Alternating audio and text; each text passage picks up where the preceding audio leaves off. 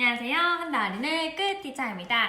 네, 선생님들 오늘은 우는 아이 어떻게 대처해야 하나요? 그것과 관련하여 제가 이야기를 해보도록 하겠습니다. 우는 아이들은 신학기 때 굉장히 많이 있죠? 학기 초에. 어떤 아이들은 뭐 일주일만 울고 안 우는 애도 있고, 어떤 애들은 한 달 울고 두 달 울고 세 달까지 우는 애들도 많아요. 적응이 힘들어서요. 그렇다면 우리 함께 이야기 나눠볼 텐데, 우는 아이들은 도대체 무엇 때문에 우는 걸까요, 선생님들? 그 원인을 우리가 파악해 보자고요. 원인은 제가 생각했을 때 새로운 환경에 와서 낯설기 때문에 굉장히 그 아이의 감정이 어떤 상태일까요?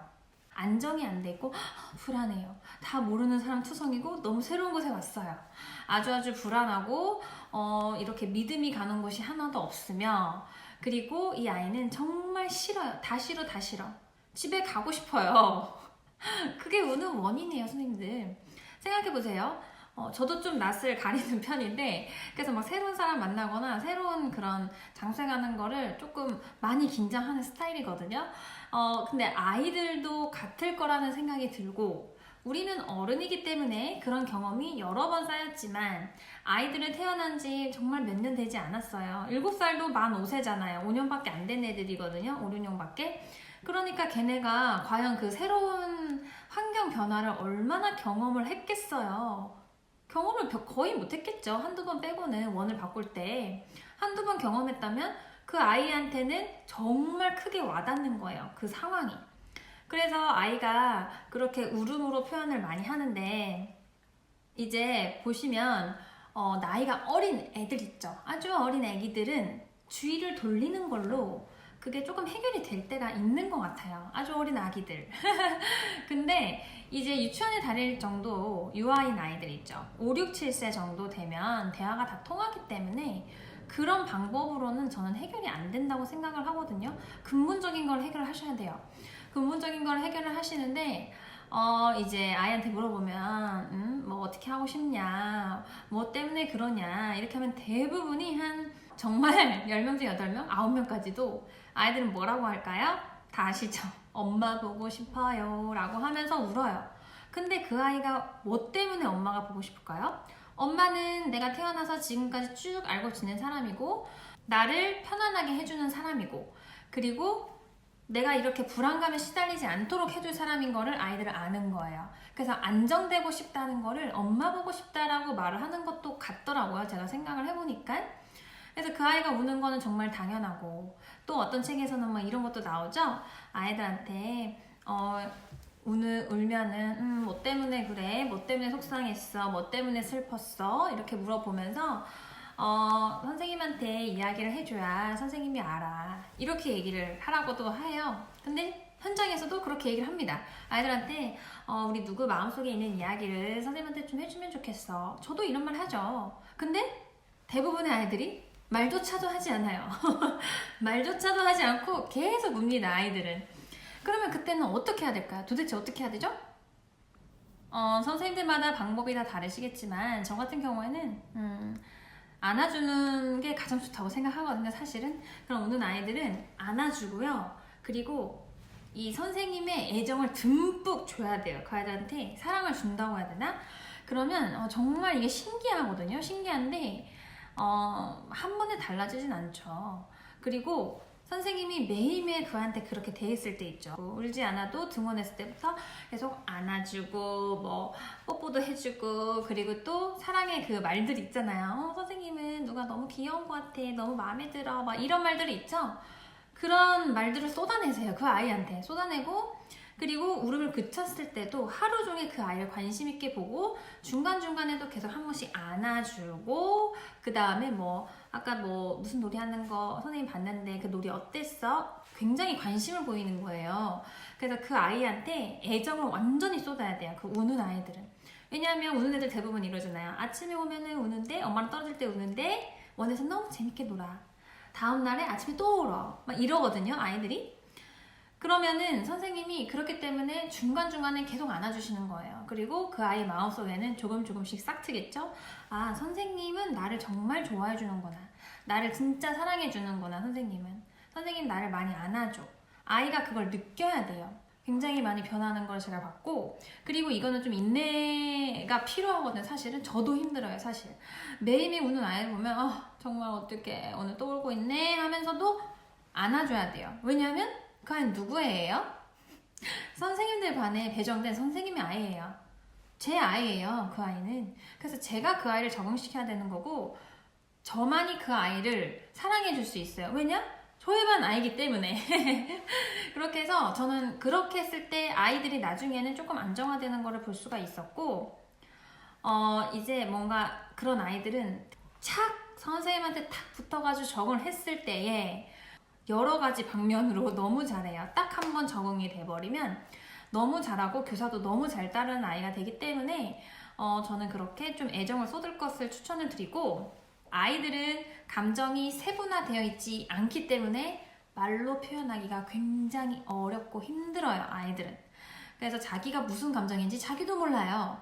그 아이의 감정이 불안해서 조금 믿음으로 갈 수 있도록 하는 게 그게 그냥 방법이구나 라는 생각이 제가 어느 순간 탁 들더라고요. 그래서 선생님들께도 이런 거를 이야기해 드리고 싶었어요. 뭐 팁이 아닐 수도 있어요. 나도 당연히 안아주는데, 그쵸? 안아주는데 이제 그런 마음을 가지고 안아주는 거랑 그냥 울어서 안아주는 건 다르다고 저는 생각을 하거든요.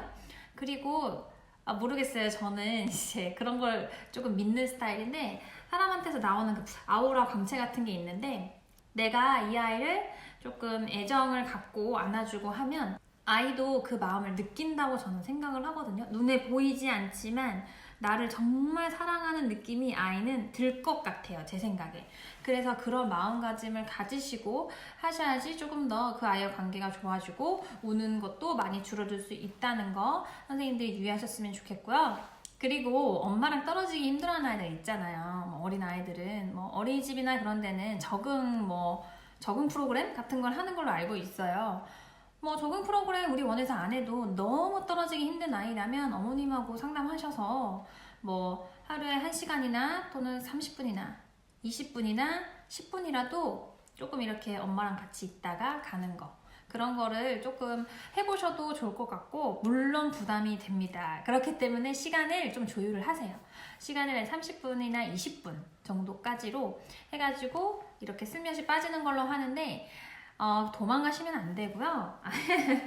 아이한테 이야기 하셔야죠, 어머님이. 왜냐면 아이가 엄마를 찾는 거기 때문에 아이한테 엄마가 김반은 어디 가면 4시 되면, 3시 되면, 2시 되면 엄마는 올 거야. 그렇게 얘기하고 그 약속을 반드시 지켜주셔야 돼요.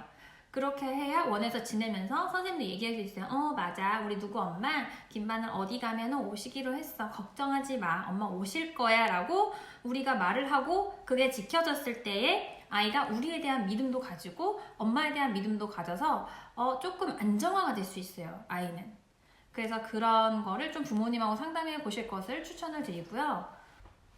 이제 이런 우는 아이들은 가정에 전화해서 어떻게 얘기를 드려야 될까요?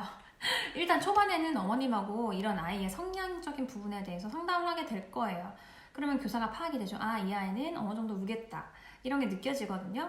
그러면 이제 수용을 하고 가정에 전화해서 이제 선생님이 전화 와서 누구누구가 너무너무 사랑스럽고 그리고 너무 귀엽고 내일도 얼른 만나고 싶다고 이야기했다고 조금 많이 이야기해주세요. 그래서 어머니 조금 유치원에 대해서 그리고 또 저에 대해서 우리 반에 대해서 긍정적으로 생각할 수 있도록 긍정적인 이야기를 좀 많이 해주세요. 이렇게 하거든요. 가정에서 어머님이 이런 얘기를 하시죠. 그러면 애들이 몰라 이렇게 하거나 안 듣는 척해요. 하지만 애들은 다 듣고 있어요. 다 듣고 있고, 그렇기 때문에 저는 그거를 꼭 부탁을 드리고, 특히 우는 애들 있죠. 주말이 정말 힘듭니다. 이런 애들 월요일 힘들어요. 그렇기 때문에 이제 금요일이나 그때 좀 전화해서 어머니께 주말에 재밌게 놀고 그 다음에 주말에도 유치원에 대해서 생각할 수 있도록, 잊어버리지 않도록 가끔씩 유치원 얘기 해주시고 제 얘기도 좀 해주세요. 긍정적으로 이렇게 부탁을 드리고요. 제가 또 얘기를 합니다. 다음날 되잖아요. 막 이렇게 달래다가 근데 누구야? 혹시 어제 엄마한테 무슨 얘기 들었어? 이렇게 하면 애가 갑자기 울면서도 막 이렇게 쳐다보거든요.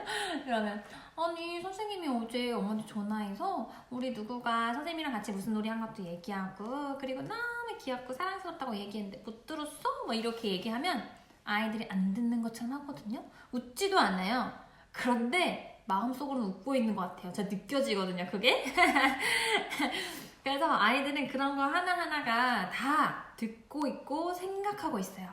그러면서 아, 선생님이 나를 좋아하는구나 라는 게 딱 쌓이도록 그렇게 계속 작업을 하는 거예요, 우리는. 제가 오늘 이 영상을 찍은 건 이제 우는 아이 때문에 너무 스트레스 받고 아침마다 막 그러잖아요, 선생님들이. 근데 내 반에 도대체 왜 그런 아이가 배정이 되었나가 아니라 아, 저 반에도 있고 저 반에도 있고 여기 영상 속에 선생님 반에도 그런 아이가 있구나 라고 해서 나 혼자만 이런 아이를 맞는 건 아니다. 이런 아이들은 정말 많다 해서 우리가 이런 아이들을 정복해야 됩니다. 근데 저도 정말 힘듭니다, 선생님들.